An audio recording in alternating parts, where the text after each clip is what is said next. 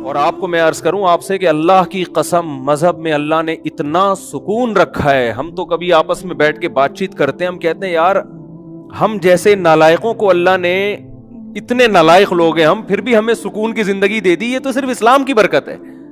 اگر ہماری زندگی میں یہ جو ٹوٹا پھوٹا مصنوعی سا اسلام, ہم اس کو حقیقی اسلام بھی نہیں کہہ سکتے, ہم کتنے پانی میں تو ہمیں پتا ہے, یہ نہ ہوتا ہم تو حیران ہوتے ہیں لوگوں کو دیکھ کے, یار یہ گھروں میں کیسے زندگی گزار رہے ہیں. تو ایک وحشیانہ زندگی ہے, درندگی والی زندگی ہے, ایک حیوانوں والی زندگی ہے. جب آخرت ہی نہیں ہے سامنے آپ کے, آپ کو مرنے کے بعد حیات کا یقین ہی نہیں ہے, جنت جہنم کا یقین نہیں ہے, اللہ سے ہونے کا غیر اللہ سے نہ ہونے کا یقین ہی نہیں ہے, تو آپ کی زندگی تو تباہ برباد ہو گئی. میں وہ تبلیغی جماعت والوں کی مثال لازمی دیتا ہوں. دیکھو اللہ سے ہونے کا یقین کی انہوں نے بڑی خاندانی مثال دی. پچھلے ہفتے ایک تبلیغی جماعت کے ایک سعودی عرب کے عالم آئے ہوئے تھے, مکہ کے عالم تھے. سعودی عرب میں تو تبلیغ پر پابندی لگی, لیکن سعودیہ میں مکہ مدینہ کے بہت سارے عرب وہیں کے پیدائشی وہ تبلیغ میں لگے ہوئے ہیں, اور کام کو انہوں نے الحمدللہ اٹھایا ہوا ہے.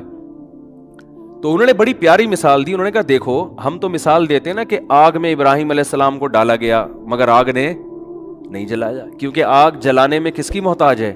اللہ کے حکم کی. اللہ چاہے گا تو جلے گا, نہیں تو کوئی بھی نہیں جلے گا. انہوں نے ایک اور پیاری مثال دی. انہوں نے کہا دیکھو موسیٰ علیہ السلام دوسرے کنٹری میں, آپ کسی کنٹری میں اجنبی ہو, روزگار نہیں ہے آپ کے پاس, اور آپ کہیں رشتہ لینے کے لیے پہنچ جاتے ہو, کوئی دے گا آپ کو؟ نیشنلٹی بھی نہیں ہے اس کنٹری کی. پھر آپ موسٹ وانٹیڈ بھی ہو, آپ بتاؤ بھائی, یعنی لڑکا آیا آپ سے پوچھنے کے لیے آپ کی بیٹی سے رشتے کا پیغام لے کر, آپ نے کہا کرتے کیا ہو؟ اس نے کہا فی الحال تو کچھ بھی نہیں کرتا, جاب تلاش کر رہا ہوں میں. آپ دو گے ایسے آدمی کو اپنی بیٹی؟ بولو نا. اچھا یہ بتاؤ یہاں کیسے آنا ہوا ہے بھائی؟ جیسے کے پی کے میں کوئی چلا گیا, کے پی کے والا, یا کراچی میں کوئی آیا کے پی کے سے, آپ پوچھ رہے ہو بھائی کراچی میں کیسے آنا ہوا؟ کہہ رہے وہ کے پی کے میں بندہ مار دیا تھا میں نے, غلطی سے مارا ہے, تو میں یہاں فرار ہو کر آیا ہوں. اب آپ دو گے؟ اب آپ دو گے؟ اس پہ مجھے ایک چٹکلا یاد آ رہا ہے, لیکن وہ ادھر ادھر بیان چلا جائے گا. اب تو آپ بالکل بھی نہیں دو گے نا. اب بھائی تم پہ تو ویسے ہی کیس بنا ہوا ہے یار, میں اپنی بیٹی تمہارے حوالے کیسے کر دوں؟ نہ اس کنٹری کے ہو, چلو کراچی اور کے پی کے تو ایک ہی ملک ہے نا, دوسرے ملک سے آئے ہو تو اور عجیب ہو جائے گا. تو ایسے موقع پہ میرے بھائی شادی کے علاوہ دنیا کا ہر کام ہو سکتا ہے آپ کا. آپ جاب شاید کہیں مزدوری پہ آپ کو مل جائے, کچھ بھی ہو سکتا ہے, لیکن اس کنڈیشن میں گراؤنڈ ریئلٹی یہ کہتی ہے کہ آپ کی شادی نہیں ہو سکتی. لیکن موسیٰ علیہ السلام کی ٹھک سے شادی ہوئی ہے, ٹھیک ہے نا. تو انہوں نے بڑی پیاری مثال دی کہ یہ اس کی کتنی بڑی دلیل ہے کہ ہوتا کس سے ہے؟ اللہ سے ہوتا ہے. تو مایوس ہونا ہی نہیں ہے. جس آدمی کے پاس مذہب نہیں ہے وہ جب دیکھتا ہے اسباب کامیابی کے نہیں ہیں تو مایوس ہونا شروع, کہتا اب تو مر گیا, اب تو اور جو اللہ پر ایمان رکھتے ہیں, توکل ہے بھائی, اللہ کامیاب کرنے میں اسباب کا محتاج نہیں ہے. قرآن میں بار بار ایک مضمون بہت زیادہ بیان ہوا ہے, وہ یہ کہ لِكَيْ لَا تَأْسَوْا عَلَى مَا فَاتَكُمْ وَلَا تَفْرَحُوا بِمَا آتَاكُمْ. کتنی بیلنس والی زندگی انسان کی گزرتی ہے. اللہ فرماتے ہیں کہ سب کچھ اللہ کے ہاتھ میں ہے. یہ اللہ تمہیں اس لیے بتا رہا ہے تاکہ کوئی چیز تمہیں نہ ملے تو اس پہ افسوس نہ کرو, اور مل جائے تو اترانے کی کوشش نہ کرو. ہو کیا رہا ہے دنیا میں؟ دنیا میں دو ہی قسم کے لوگ آپ کو زیادہ تر ملیں گے. کچھ ایسے ہوں گے جو تکبر سے اکڑے ہوئے ہوں گے نا, یہ میری گاڑی ہے, یہ میرا پرسنالٹی ہے, یہ میرا صحت ہے, اور یہ میرا بزنس ہے, یہ میرا بنگلہ ہے. جو کامیاب سمجھے جاتے ہیں دنیا میں, وہ ہر وقت کس میں لگے رہیں گے؟ شو بازی میں. وہ پیسہ بھی ہے ان کے پاس, عزت بھی ہے, شہرت بھی ہے, اور ڈینگے مارتے رہیں گے سارا دن بیٹھ کے. دوسرے وہ لوگ ہیں جو ہر وقت ناشکری کی باتیں, پیسے ہی نہیں ہے. وہ واقعہ تھا نا, ہمارے حضرت نے کسی مولوی صاحب سے پوچھا کہ اتنا عرصہ ہو گیا شادی کیوں نہیں کی؟ کہہ رہے پیسے ہی نہیں ہے. حضرت ان کی نقل اتار کے بتائیے, ایسے غمزدہ ہو کے انہوں نے کہا نا پیسے ہی نہیں ہے. تو وہ ہر بات پہ کیا کہے گا؟ پیسے ہی نہیں ہے, مہنگائی بڑھ رہی ہے, کیا کریں یار. تو وہ روتا. دو ہی طرح کے لوگ ملیں گے. اعتدال والے آپ کو مارکیٹ میں کم ملیں گے, یا تو خوشی میں اترا رہا ہوگا, دوسروں کو نیچا سمجھ رہا ہوگا, یا غم میں ڈپریشن میں جا رہا ہوگا. تو قرآن کیا کہتا ہے کہ سب کچھ کس کے ہاتھ میں ہے؟ اللہ کے ہاتھ. اور اللہ یہ تمہیں اس لیے بتا رہا ہے تاکہ جب خوشی ملے تو اتراؤ نہیں. اللہ 2 منٹ لگائے گا چھیننے میں اگر اللہ چاہے گا. سمجھتے ہیں نا؟ تو زیادہ چوڑے ہو کے روڈ پہ گھومنے کی ضرورت نہیں ہے. یہ میری گاڑی, یہ میرا بنگلہ, اور یہ میرا بزنس, اور 4 شادیاں. ایک مثال دے رہا ہوں, اب یہ بھی تھوڑا سا کلچر آنے لگا ہے معاشرے میں. اور جناب یہ میرا بزنس دیکھو, یہ میری بلڈنگ ہے, اور یہ وغیرہ جو لوگ کر رہے ہوتے ہیں. میری صحت دیکھو, ڈولے دکھا رہے ہوتے ہیں نا ایسے کر کے. ایسا نہ ہو کسی باڈی بلڈر کوئی ڈولے دکھا رہا ہو اس کو میرا بیان سنا دیں. وہ ویسے بھی دکھا رہا ہوگا کہ مقابلے بھی ہوتے ہیں ان کے. میں شو مارنے کے لیے, دوسرے کو نیچا دکھانے کے لیے جو ڈولے دکھا رہا ہوں نا, وہ غلط ہے. سمجھ رہے ہیں کہ نہیں سمجھ رہے؟ تو اللہ نے بتایا کہ یہ تمام طاقتیں کس کے ہاتھ میں ہیں؟ اللہ کے ہاتھ میں. کیا مطلب؟ جتنی پاور ہے نا اس وقت, جتنے وسائل ہیں, اللہ چاہے گا 2 منٹ میں چھین لے گا. تو جس آدمی کے دماغ میں یہ استحضار ہو کہ میں اسباب سے متاثر نہیں ہوں گا, اللہ مسبب الاسباب ہے, وہ جب چاہتا ہے انسان سے ساری نعمتیں چھین لیتا ہے. فرعون سے کیسے چھینی؟ فرعون کو تصور تھا کہ میں اسی دریا میں غرق ہو جاؤں گا. ابھی کوئی تھا اس کے دل میں تصور؟ اور ہم نے اپنی زندگی میں دیکھے ہیں, لوگ بڑے مالدار لوگ ہوتے ہیں, ایسا دیوالیہ ہوتا ہے کہ دیکھو جیسے اللہ متقی کو ایسی جگہ سے رزق دیتا ہے نا جہاں سے اس کا گمان بھی نہیں ہوتا, تو اللہ بعض دفعہ ایسی جگہ سے رزق چھینتا بھی ہے کہ جہاں سے آپ کا گمان بھی نہیں ہوتا, وہاں سے رزق چھین جاتا ہے. آپ سمجھتے ہو کہ یہ گارڈ ہی انسان کو قتل کر دیتے ہیں, حالانکہ وہ کس کے لیے رکھے ہوتے ہیں؟ حفاظت کے لیے. وہاں سے اللہ نے نقصان پہنچایا جہاں سے آپ کو نقصان کا گمان تھا ہی نہیں. وہاں سے کہتے ہیں نا آستین کا سانپ بن کے آ جاتے ہیں لوگ.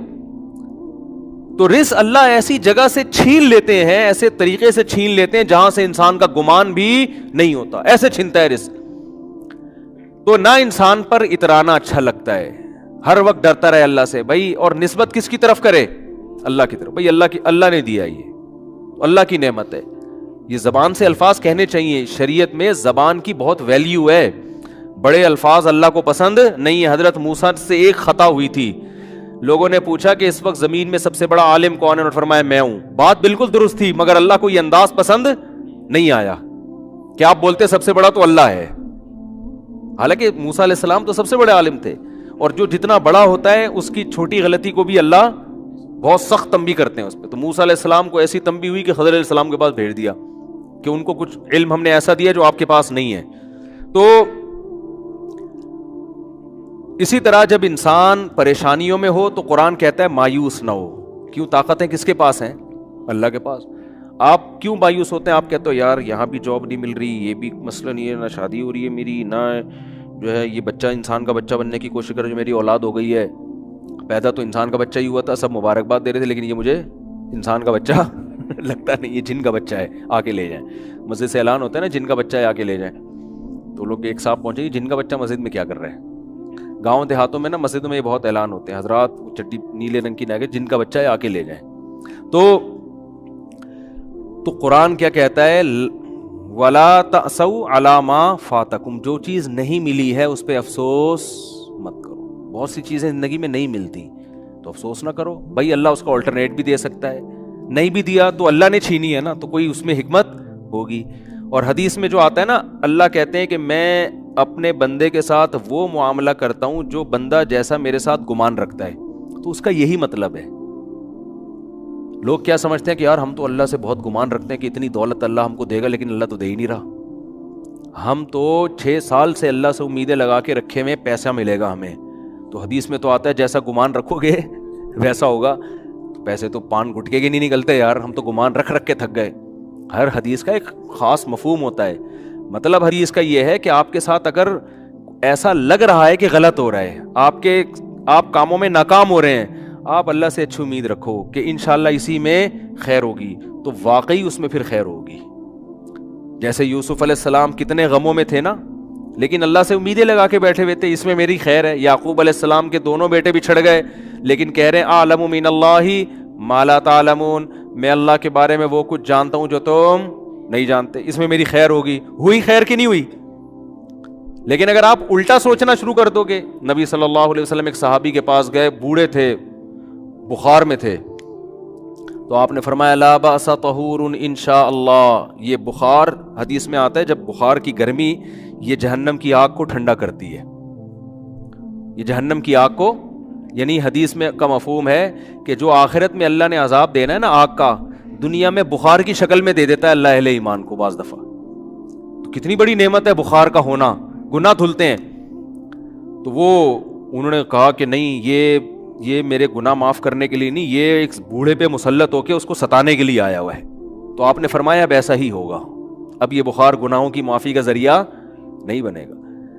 تو یہ مطلب ہے کہ جیسا اللہ کے بارے میں آپ گمان رکھیں گے اللہ کا معاملہ آپ کے ساتھ ویسے. اس لیے غموں میں میرے بھائی زبان سے ناشکری کے الفاظ نہ نکالو. دیکھو غم میں ہائے ہوئے کرنا جائز ہے، یہ انسان کی نیچر ہے، رونا بھی جائز ہے. غم میں مسکرانا بڑا مشکل کام ہوتا ہے، یہ نیچر کے خلاف ہے. ایک دفعہ کیا ہوا، ایک صاحب کے ایک خاتون تھی، ان کے شوہر شہید ہو گئے کہیں ٹارگٹ کلنگ میں یا کسی بھی حادثے میں، ابھی مجھے پورا واقعہ یاد نہیں ہے، یا کوئی آرمی میں تھے بارڈر پہ شہید ہو گئے، واللہ عالم بہت پرانا واقعہ ہے. مجھے واقعے کی روح یاد رہ جاتی ہے نا، پورا وہ ایک ایک چیز تفصیل سے یاد نہیں ہوتی. اب کیا ہے کہ ان کے گھر میں جب خبر لے کر آئے ہیں کہ تمہارے شوہر شہید ہو گئے، تو خبر لانے والا اتنا بیوقوف آدمی، اس نے کہا آپ کے لیے خوشخبری ہے کہ آپ شہید کی بیوہ بن گئی ہیں. اب اس بیچاری کو مجبور کیا مٹھائی کھاؤ اور مٹھائی کھلاؤ، محلے میں مٹھائیاں بٹوائی جا رہی ہیں. لوگ بھی کہہ رہے ہیں یار ماشاءاللہ دیکھو کیسا حوصلہ ان لوگوں کا کہ شہید پہ خوشی منا رہے ہیں. بھائی ٹھیک ہے، اللہ نے بہت بڑا مقام دے دیا، لیکن چاہے شوہر جنت میں ہی گیا ہو، عورت سے شوہر جدا تو ہو گیا نا. اب وہ بیچاری جو اس کے ریلیٹیو ہے نا، انہوں نے مجھے بتایا کہ وہ رو بھی رہی ہے اور اس کو کہہ رہے ہیں رونا نہیں ہے، رونا نہیں ہے، گناہ ملے گا، گناہ ملے گا. تو یہ کیا ہے؟ یہ بالکل شریعت کے خلاف تعلیمات ہیں. بھائی اس کو رونے تو بیچاری کو غم تو ہوا ہے نا، مٹھائی بٹھائی نہیں بنتی ایسے موقع پہ. شہادت بہت بڑا رتبہ ہے، شہید کے لیے ہے نا، وہ مٹھائی کھلائے، ٹھیک ہے نا. تو اس کو تو کھلا نہیں سکتے، قبر میں جا کے لڈو کھلائیں اس کو، اس کے لیے تو ہے. پیچھے رہ جانے والوں کے لیے تو غم ہے نا کہ آپ کا محبوب آپ سے بچھڑ گیا، بھلے جنت میں ہی گیا ہو، آپ سے تو بچھڑ گیا نا. ارے آپ کا جگری دوست امریکہ جا رہا ہو، خوش ہو، آپ پھر بھی رخصت کرتے ہوئے روتے ہو اس کو کہ بیٹا امریکہ جا رہا ہے. مایوں کی تمنا تھی میرا بچہ امریکہ میں جائے، کماؤ پوت بنے، پیسے کما کے بھیجے، لیکن جس دن جا رہا ہوتا ہے اس دن ماں خوش ہو رہی ہوتی ہے، رو رہی ہوتی ہے کہ بھائی مجھ سے تو بہرحال جدا ہو رہا ہے نا. باپ بھی پریشان ہوتا ہے، ماں بھی پریشان ہوتی ہے. تو یہ ایک بیٹیاں جب گھر سے رخصت ہوتی ہیں، اور آسان مثال، ماؤں نے خود شادی کرائی ہوتی ہے، ماؤں نے خود رشتہ طے کیا ہوتا ہے، وظیفے پڑے ہوتے ہیں، لیکن جس دن بچی رخصت ہوتی ہے ماں رو رہی ہوتی ہے، ہنس رہی ہوتی ہے. بولو نا. اب کوئی اس پہ اعتراض کرے، لو اتنی مشکل سے رشتہ ملا، یہ تو رو رہی ہیں، واپس کرو اس رشتے کو، بھائی لے کر آ بھائی، چل بھائی دفاع یہاں سے. کیا خیال ہے؟ 50-50 یاد آتا ہے ایسے موقع پہ نا. کیمرہ لگا ہوا تھا، روتے ہوئے رخصت کیا نا ماں نے بیٹی کو. ڈرامے بھی ہوتے ہیں نا. تو وہ کیمرہ مین نے بتایا کہ کیمرہ آن کرنا بھول گیا تھا. اس نے کہا کم بخت اتنی مشکل سے کیونکہ یادگار ہوتی ہے نا، ساری زندگی دیکھنا ہے. اگر وہ نہیں روئے گی تو جب شادی کی ویڈیو بعد میں جا کے دیکھیں گے بولیں گے یار کیسی ماں ہے، روئی نہیں رہی، بچی رخصت ہو رہی ہے گھر سے. تو وہ کیمرہ لگایا ہوا تھا 50-50 میں، روتے ہوئے رخصت کیا جا رہا ہے. تو جیسے ہی وہ اس نے بتایا وہ سوری آنٹی میں کیمرہ آن کرنا بھول گیا تھا. اس نے کم بخت اتنی مصیبت سے روئی تھی، دوبارہ پورا عمل ریورس ہوا ہے نا. واپس دلہن کو واپس لے کر آؤ، کیمرہ تسلی ہوگی آن ہے، اب رو رو کے رخصت. یہ بھی ہوتا ہے، میتوں میں رو رہے ہوتے ہیں لوگ تکلف میں. خیر، لیکن حقیقت میں بھی ماں باپ اس دن، باپ بھی اکثر روتے ہیں، ماں بھی رو رہی ہوتی ہے، بیٹی گھر سے رخصت ہو رہی ہے. حالانکہ باپ نے بڑی دعائیں مانگی ہوتی ہیں اچھا رشتہ مل جائے، ماں نے بڑی دعائیں مانگی ہوتی ہیں، تلاش کی ہوتے ہیں، لیکن پھر بھی رو رہے ہوتے ہیں. تو ان کے رونے کو دیکھ کے کوئی یہ نہیں کہتا چپ. تو یہ اچھا یاد رکھو، ایسے موقع پہ بارات کا کھانا ماں کے ذمے، باپ کے ذمے ڈالنا، یہ بھی نیچر کے خلاف ہے. خوب سمجھ لو، نہیں یہی بات سمجھ. یہ جو لڑکی والے کھانا کھلاتے ہیں نا، یہ بھی اللاجیکل ہے. وہ قومیں جن پر انگریز نے حکومت نہیں کی ہے، یا ہندوؤں کے ساتھ وہ قومیں نہیں رہی ہیں، ان میں آپ کو بارات کے کھانے کا تصور نہیں ملے گا. یہ بھی اللاجیکل ہے. وجہ اس کی ہے، میں تو ان چیزوں پہ شروع سے غور کرتا ہوں کہ مجھے اس کو شروع سے سمجھ میں ہی نہیں آیا بارات کا کھانا نا، کہ یار باپ کے گھر سے بیٹی رخصت ہو رہی، وہ کیوں کھلائے بھائی؟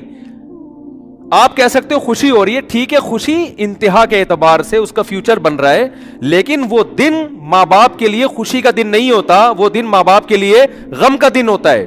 این اس دن پہ کھانا کھلانا اور کھانا کھلانے کو یعنی ان کو مکلف بنانا کہ اس دن کو سیلیبریٹ کریں، یہ نیچر کے خلاف ہے.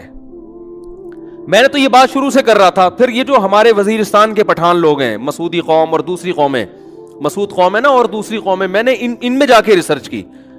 میرے شاگرد بھی ہیں بہت سے وزیرستان کے. میں نے کہا یار تمہارے یہاں بارات کا کھانا، میں نے ان کو اپنا فلسفہ نہیں بتایا کہ میری رائے یہ کہ یار یہ نیچر کے خلاف لگتا ہے مجھے یہ کام، میں نے اپنا نہیں بتایا تاکہ ایسا نہ ہو کہ وہ جو آگے بیان دیں اس میں مجھے خوش کرنے کے لیے کوئی غلط بیانی سے کام لیں. تو میرے شاگرد ہیں وزیرستان کے، انہوں نے بتایا کہ مجھے کہا کہ ہمارے ہاں جب بہن بیٹی رخصت ہوتی ہے تو وہ غم کا دن ہوتا ہے، وہ خوشی کا دن. لڑکا تو کھلاتا ہے کٹے ذبح کر کے، ٹھیک ہے نا، بے شک وہ شادی والے دن ہی کھلائے، تو یہ لڑکا دعوتیں کر رہا ہوتا ہے، لڑکی کا باپ دعوت نہیں کرتا. میں نے کہا دیکھو، کیونکہ انگریزوں نے حکومت نہیں کی نا وزیرستان میں، انگریز آیا تھا طبیعت سے پٹ کے گیا تھا. پتا ہے آپ کو یہ بات؟ آپ کو پتہ ہی کچھ نہیں یار دنیا میں ہو کیا رہا ہے. گورے نے جب 100 سال ہندوستان پہ حکومت کی ہے تو یہ وزیرستان کے علاقوں میں وہ حکومت نہیں میں نے ایک کتاب پڑھی، ایک اس زمانے میں گورے کی آرمی میں ایک لیفٹیننٹ تھا، اس نے اپنی کارگزاری بیان کی ہے کہ بہت پرانی، وہ تو بیچارہ دنیا سے چلا گیا ہوگا، تو اس نے کارگزاری بیان کی کہ ہندوستان سے جب ہم آتے تھے نا ادھر کے پی کے سے ہوتے ہوئے ادھر وزیرستان کی طرف آتے تھے تو کتنے پاپڑ یعنی ہمیں بیلنے پڑتے تھے. اس نے بتایا کہ ایسی قوم تھی کہ انگریز جہازوں کی بمباری کر کے ان کے گھر گرا رہے ہوتے تھے، پھر بھی تسلیم نہیں ہوتی تھی. یہ پہاڑوں پہ عورتیں بچے اپنے گھروں کو تباہ ہوتے ہوئے دیکھتے تھے مگر ہتھیار نہیں ڈالتے تھے. یہ اس کے الفاظ ہیں لیفٹیننٹ کے جو میں نے خود پڑھے ہیں کہ اتنے بہادر لوگ تھے کہ جہازوں کی بمباری ہو رہی ہے، برٹش طیارے آ رہے ہیں، گھروں کو تباہ کر رہے ہیں، کہہ رہے ہیں اپنے گھر کے تباہ ہونے کا تماشا دیکھتے تھے، پہاڑوں پہ عورتیں اور بچوں کو لے جاتے تھے بمباری سے بچنے کے لیے، لیکن یہ ہتھیار ڈال کے تسلیم نہیں ہوتے تھے. تو کیا مسئلہ ہے کہ یہ قوم برٹش کے اور انگریزوں کے ماتحت نہیں رہی، لہذا ان میں ابھی بھی جو کلچر ہے نا وہ اسلام کے زیادہ قریب ہے. آپ کو یہ جہیز کی لعنتیں، بارات ورات کے کھانے، یہ آپ کو ان لوگوں میں ملیں گے جو ہندوؤں کے ساتھ رہے یا گوروں نے حکومت کر کے کلچر ہی کی ایسی کی تیسی کر دی، ان کی نا کلچر کی واٹ لگا دی، تو آپ کو ان علاقوں میں ابھی بھی نہیں ملے گا. تو وہاں وہ نہیں، نہ جہیز ہے وہاں پہ اور نہ وہاں آپ کو یہ ملے گا کہ بارات کے کھانے ملیں گے. اگر شادی کے موقع پہ کھانا ہو بھی رہا ہوتا ہے تو وہ لڑکا کر رہا ہوتا. ابھی بھی وہاں لڑکے کا خرچہ نکاح پہ زیادہ ہوتا ہے، لڑکی والوں کا نہیں ہوتا. اور ہمارے یہاں کیا ہوتا ہے، لڑکا صرف 25,000 ٹوٹل، بہت بڑا مہر آج کل جو مارکیٹ میں چل رہا ہے. وہ کیا چل رہا ہے؟ 25,000 مہر. میں تو نکاح پڑھاتا رہتا ہوں نا صبح شام. 25,000 مہر اس کے ہوگا جس کی 25 لاکھ تنخواہ ہوگی. سکہ رائج الوقت بھی لکھا ہوا ہوتا ہے آگے سے، کہیں ایسا نہ ہو روپے سے کوئی اور ملک کی کرنسی مراد لے لیجیے. سکہ وہ والے 25,000 جو مارکیٹ میں چل رہے ہیں جس سے 6 درجن انڈے آ سکتے ہیں یا تھوڑا زیادہ کر لیں آپ. اور لڑکی والوں کا بیڑا غرق ہو رہا ہے کہ نہیں، وہ شادی دفتر کی فیس بھی ان کی الگ اور پھر جہیز بھی الگ، اور جو بھی اب تو لڑکیاں جاب کر کر کے بھی میاؤں کو کھلا رہی ہیں.